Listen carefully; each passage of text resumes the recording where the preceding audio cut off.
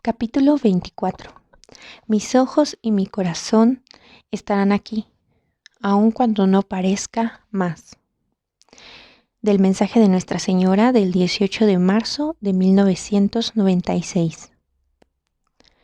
La palabra Medjugorje significa entre las colinas, una referencia obvia a la colina de las apariciones y a la montaña de la cruz, contiguas a la parroquia.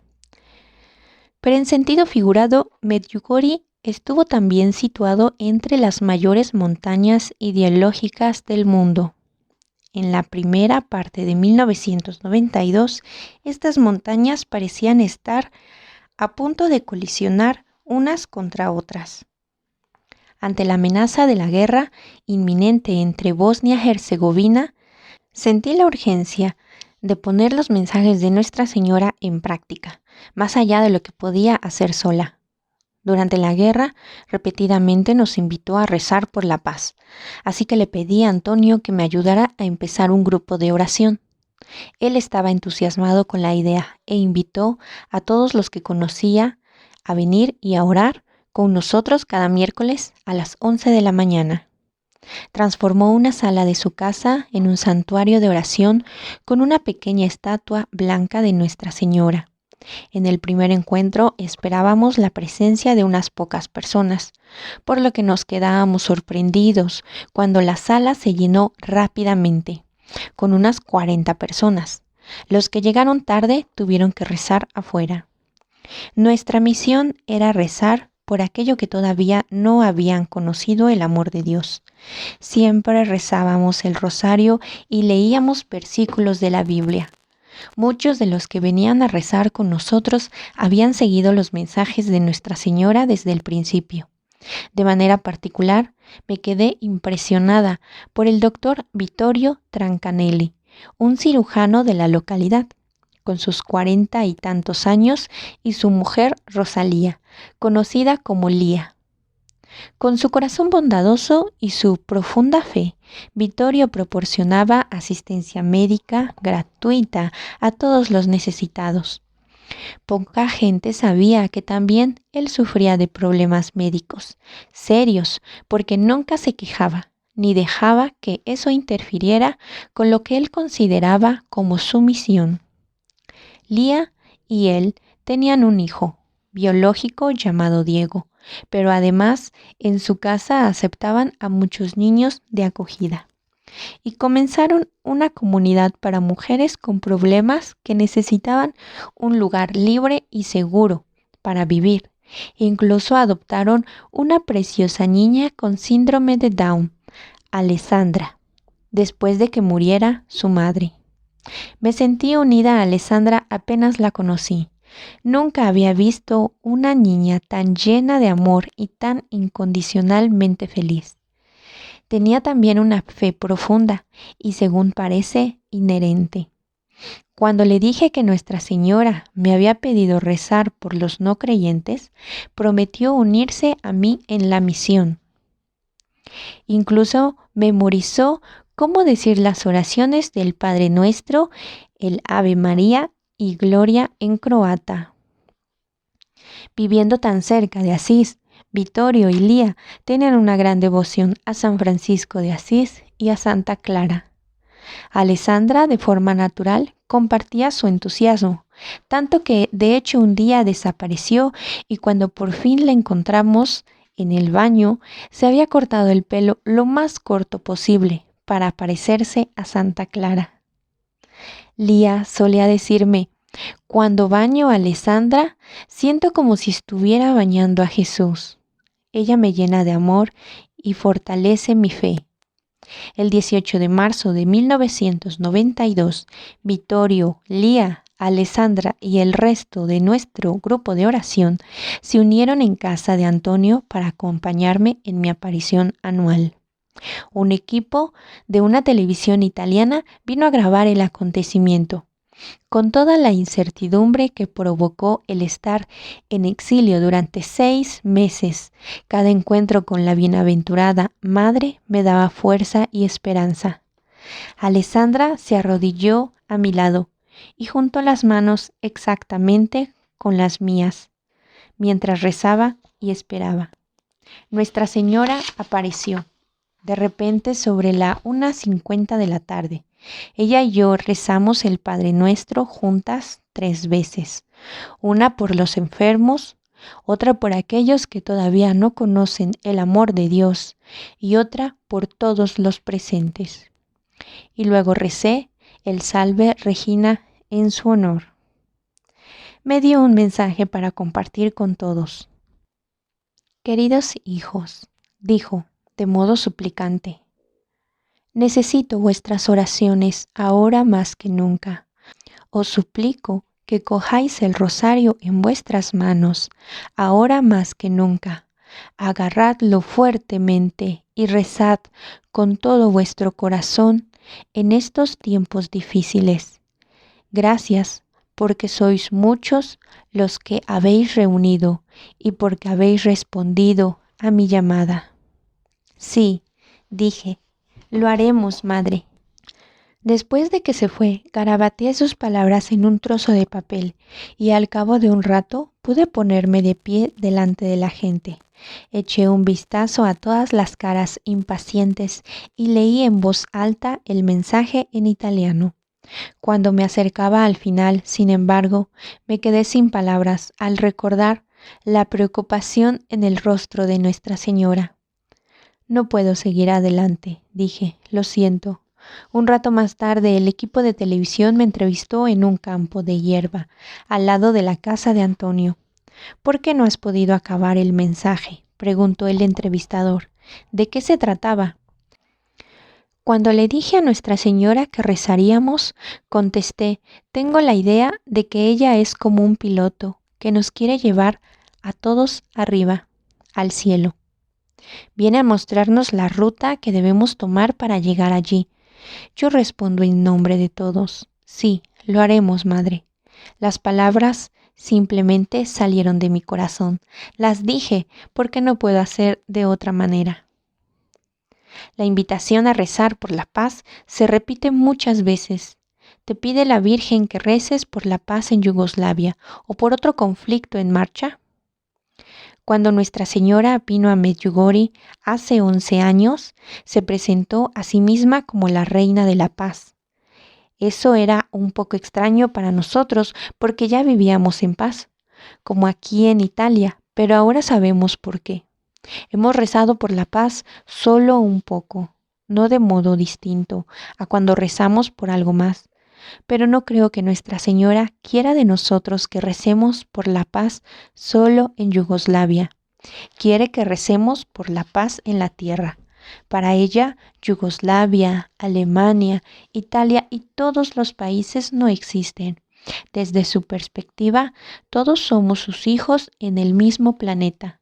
Por lo tanto, debemos rezar por la paz del mundo entero. Para nuestros espectadores que no entienden, ¿cómo puede uno orar? Una oración solo necesita que se haga con el corazón. Es sencillo. No debemos pensar que Nuestra Señora quiere de nosotros lo que no podemos hacer o no sabemos cómo hacer. Primero debemos sentir a Dios como nuestro Padre, que siempre está cerca de nosotros y que nos ama. Solo cuando nos sentimos así podemos orar. Debemos comenzar cada día con una oración, antes de estudiar, al trabajo, lo que sea. Los padres deben orar por sus hijos. Pide la ayuda de Dios durante todo el día y agradécele cada pequeña bendición que recibes. Todo viene de Dios. Así que descubrir la fe es una gran victoria. ¿Se puede simplemente decir un Ave María y tener fe? ¿En qué momento podemos decir con claridad que tenemos fe? Cuando sentimos en nuestro corazón que amamos a Dios más que a nada y nadie en este planeta, entonces es cuando podemos decir que tenemos fe. Cuando hacemos todo lo que Nuestra Señora nos invita a hacer, cuando rezamos el Santo Rosario, cuando vamos a la Santa Misa, cuando confesamos nuestros pecados cada mes, cuando ayunamos los miércoles y los viernes, entonces podemos decir que tenemos fe. Como respuesta a su mensaje, Nuestro grupo de oración se reunió para rezar el Santo Rosario, justo después de la aparición. Ese mismo día, en Lisboa, Portugal, no muy lejos de Fátima, los 3 líderes representantes de los musulmanes croatas y serbios de Bosnia-Herzegovina se encontraron firmando un acuerdo de paz. Algunos esperaban que el acuerdo previniera una guerra por la división del país en etnias, pero 10 días después el acuerdo se rompió. La armada serbio-bosnia, apoyada por Milosevic, y la armada yugoslavia movilizó sus tropas para asegurar el territorio por toda Bosnia-Herzegovina. Parecía que su meta era causar el mayor sufrimiento posible. Los horrores eran inimaginables. El genocidio y las violaciones sistemáticas se generalizaron. Empezamos a enviar las ayudas a Bosnia-Herzegovina, pero cuando las noticias italianas relataron que los serbios estaban rodeando Sarajevo, me asusté y no pude hacer nada. ¿Por qué les había dicho a mi padre y a mi hermano que se quedaran? Las fuerzas serbias, en su afán de destruir la armada musulmana que tenían una fuerte presencia en Sarajevo, lanzaron bombas y misiles sobre la ciudad desde sus posiciones en las colinas que rodean la ciudad. Llamé a nuestro apartamento de Sarajevo, pero la llamada no entró. Me imaginé lo peor. Pasé las siguientes 3 horas caminando de un lado a otro, orando y llamando. Finalmente, mi padre contestó. Interferencias amortiguaban su voz. «¿Hola? ¿Hola?», dijo su voz. Sonaba sin aliento. «Oh, papá», dije y empecé a llorar. «He visto las noticias. Lo siento». «No te preocupes en absoluto», contestó. «Nadie podía saberlo. Miro y yo estamos bien». Una serie de fuertes explosiones ahogaron la voz de mi padre. «Papá, ¿qué es eso?» «Mirjana, tenemos que refugiarnos. Te quiero». Y colgó. Sentí que no podía respirar. Miré a la pequeña Marija y me preguntaba si vería de nuevo a su abuelo y a su tío.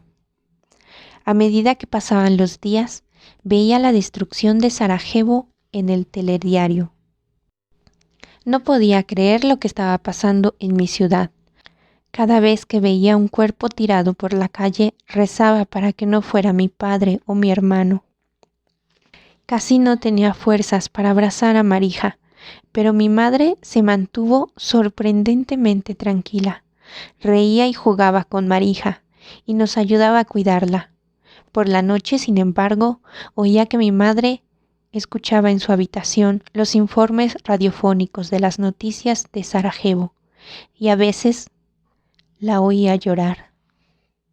Sufría en silencio, como siempre lo había hecho.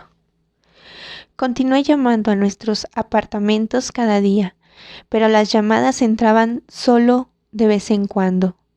Cuando lo lograba, podía oír las bombas y los disparos de fondo. El edificio de nuestro apartamento estaba en el centro de la ciudad, donde tenían lugar las peores batallas entre las tropas musulmanas y las serbias. Una noche, una bomba alcanzó el exterior de nuestro apartamento, abriendo un gran agujero en la pared. Pero por suerte, papá y Miro habían empezado a dormir en el hueco de la escalera, en el centro del edificio. La siguiente vez que hablé por teléfono con mi hermano, noté que estaba exhausto. «Es terrible, Marija», dijo. «No puedo dormir». Mi corazón sufría por él. «¿Por las bombas?», pregunté. «No, porque papá ronca muy fuerte. Las bombas son silenciosas comparadas con él». Me reí, pero dentro de mí sabía que tenía que encontrar un modo para sacarlos de allí. Estarían mucho más seguros en Medjugorje. Hasta ese momento parecía estar a salvo de la guerra. Quería a Miro como si fuera mi propio hijo, y me preocupaba que la armada serbia o musulmana le reclutara y le hiciera entrar en combate. La mayoría de los soldados de la guerra eran de su edad. Mi padre me dijo que la armada musulmana había ido casi cada día a nuestro apartamento en busca de francotiradores serbios. Los soldados movían nuestros muebles y vaciaban nuestros armarios mientras buscaban. Y Miro y papá los volvían a poner todo en su sitio cuando se iban. Pero un día decidieron dejarlo tal cual. Al día siguiente, cuando los soldados volvieron, uno de ellos miró el desorden y dijo: ¿Por qué no ordena la casa un poco? Mi padre sonrió, porque sabemos que llegarán de nuevo y lo destrozarán. Incluso en esos tiempos oscuros, papá nunca perdió su sentido de humor. No pasó mucho tiempo hasta que él y Miro se quedaron sin comida. El asedio impedía que los suministros llegaran a la ciudad. De todas formas, era demasiado peligroso salir. Los francotiradores mataban a cualquiera que, por desgracia, pasara delante de su punto de mira. El ayuno había enseñado a Miro y a papá cómo arreglárselas con poco, pero las punzadas de hambre pronto se hicieron sentir. Rezaron pidiendo ayuda. Nuestra vecina Pasha, que ahora era bastante mayor, un día vino a traerle comida enlatada a mi papá. «Esto es para tu hijo y para ti», dijo. «Gracias, Pasha», dijo mi padre, «pero no podemos coger tu comida». «Tonterías, no te preocupes por mí. Miro solo tiene 17 años y tiene que vivir». Mi padre lo aceptó de mala gana y Pasha continuó dándole pequeñas cantidades de comida. Papá y Miro estaban agradecidos por su generosidad. Durante una guerra en la que parecía como si todos estuvieran en contra de todos, la bondad de Pasha brillaba en las tinieblas, pero su sacrificio fue mayor de lo que mi padre y mi hermano supieron en ese momento.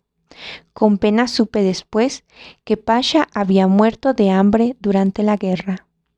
En contraste con Sarajevo, en Italia, había comida abundante, pero yo estaba siempre preocupada por lo que comerían mi padre y mi hermano. También me sentía culpable de comer cuando la gente en casa se moría de hambre.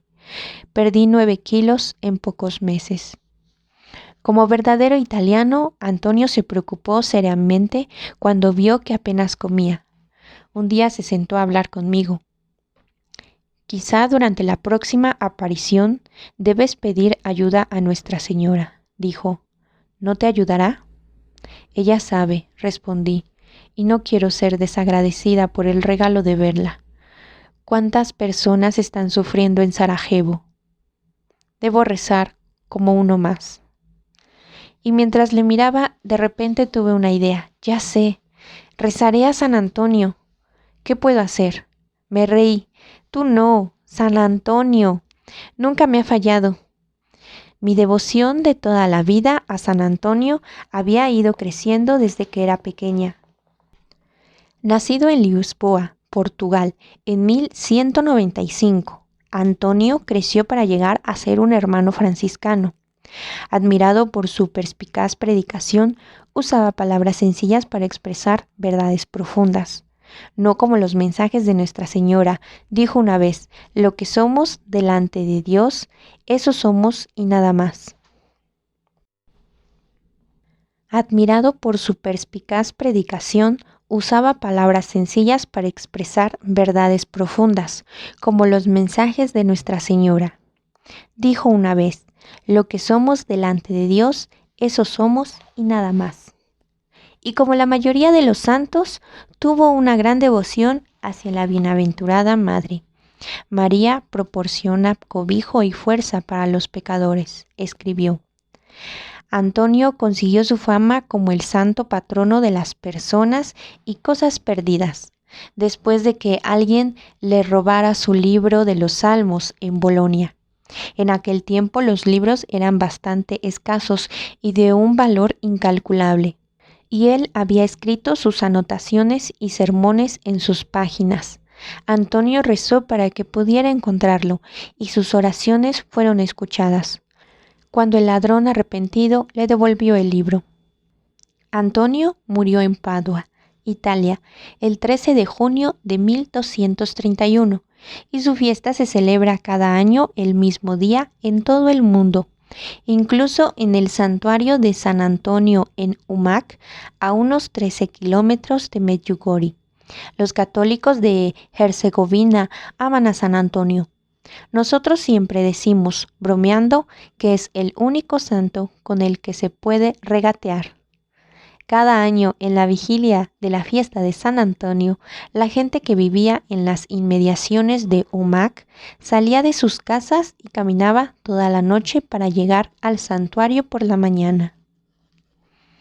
Hice la peregrinación con mis primos cuando era joven. Fuimos descalzos como penitencia extra y rezamos y cantamos himnos bajo las estrellas.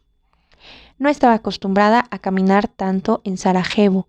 Siempre cogía el tren o el autobús y mis pies sangraban cuando llegamos al santuario.